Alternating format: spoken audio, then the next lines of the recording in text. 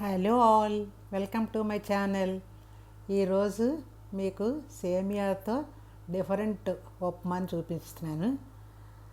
సేమియా అంటారు, వెరమసిల్లి అంటారు, ఏదైనా సరేను. దీనికి కావలసినది ముందుగా పెసరపప్పు, ఒక చిన్న గ్లాసు పెసరపప్పు తీసుకొని నీళ్ళల్లో నానబెట్టుకోవాలి. ఒక 15 నిమిషాలు నానబెట్టుకొని తర్వాత నీళ్లు వంపేసి ఆ పెసరపప్పును వాడుకోవాలి. తర్వాత స్టవ్ పైన మూకుడు పెట్టి మూకుడులో సేమియా, వేయించిన సేమియా తీసుకున్నాను. పచ్చి సేమియా అయితే ఒక్కసారి లైట్గా వేయించుకోవాలి. ఈ గ్లాసుతో 2 గ్లాసులు సేమియా తీసుకున్నాను నేను. 2 గ్లాసుల సేమియాకి 4 గ్లాసులు నీళ్ళు అవసరం పడుతుంది. దీనికి కావాల్సిన పోపు సామాన్లు: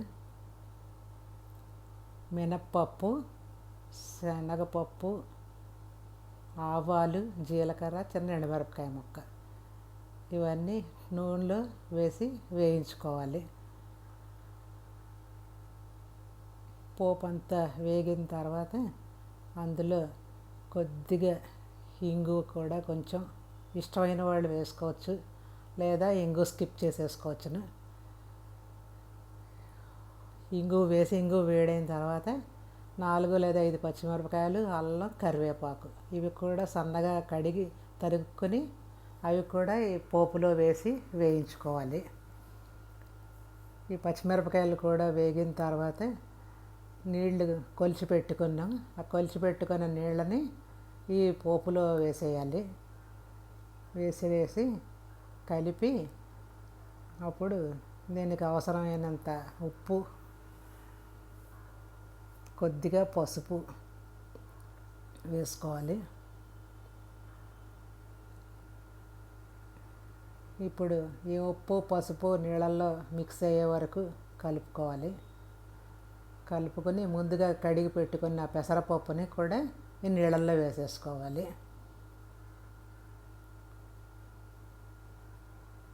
మొత్తం పెసరపప్పు నీళ్ళల్లో వేసేసిన తర్వాత కలిపి ఇప్పుడు ఆ నీళ్ళు పెసరపప్పు అన్నీ మిక్స్ అయ్యాక ఇప్పుడు ఉప్పు సరిపడా ఉందా లేదా అని ఇప్పుడు ఈ స్టేజ్లో ఒక్కసారి వాటర్ టేస్ట్ చూస్తే తెలుస్తుంది. ఈ వాటర్లో ఉప్పు సరిపోయింది అంటే ఉప్మాకు ఉప్పు సరిపోతుంది. తక్కువ అయితే కనుక ఇప్పుడే ఉప్పు కూడా వేసుకోవాలి. ఉప్మా ఉడికిపోయిన తర్వాత ఇంకా మనం ఉప్పు వేయడానికి కుదరదు. ఇదిగో వాటర్ ఇలాగ పొంగుతుంది. ఆ పొంగినప్పుడు ముందుగా కొలిచి పెట్టుకున్న సేమియాను కూడా ఈ నీళ్ళల్లో వేసేయాలి. స్టవ్ని మాత్రం ఎప్పుడూ మీడియం ఫ్లేమ్లోనే ఉంచుకోవాలి.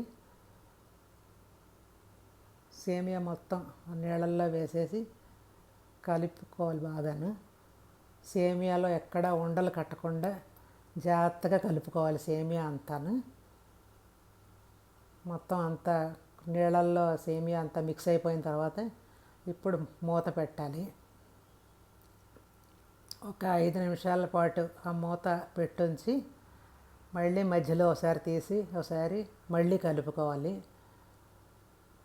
కలిపి ఇంకా వాటర్ ఉన్నాయంటే మళ్ళీ మూత పెట్టాలి. వాటర్ తగ్గిపోయాయంటే ఇంకా మూత అవసరం ఉండదు.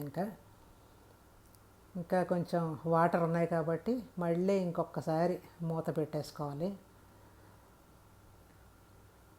ఇలా మూత పెట్టి ఒక 5 నిమిషాలు మీడియం ఫ్లేమ్లోనే ఉంచితే తయారైపోతుంది.